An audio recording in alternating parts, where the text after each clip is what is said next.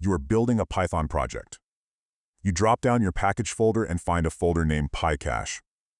Inside are these strange .pyc files. You definitely did not create them, so where did they come from and can you delete them?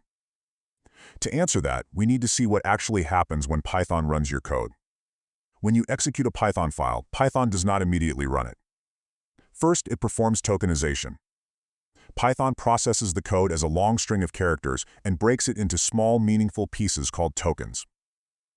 It identifies keywords like def and if, identifiers like variable names, operators, parentheses, and breaks them into individual tokens that the interpreter understands. Next comes the parser. It takes these tokens and builds an abstract syntax tree, or AST.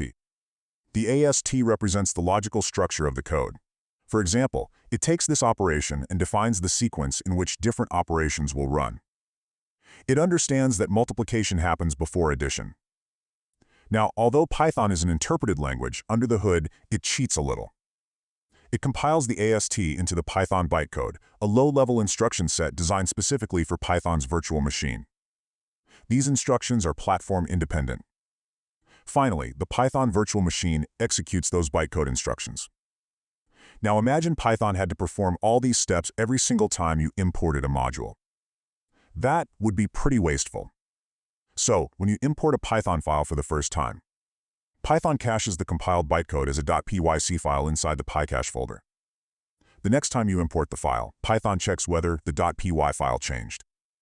If not, it simply loads the bytecode and immediately executes it.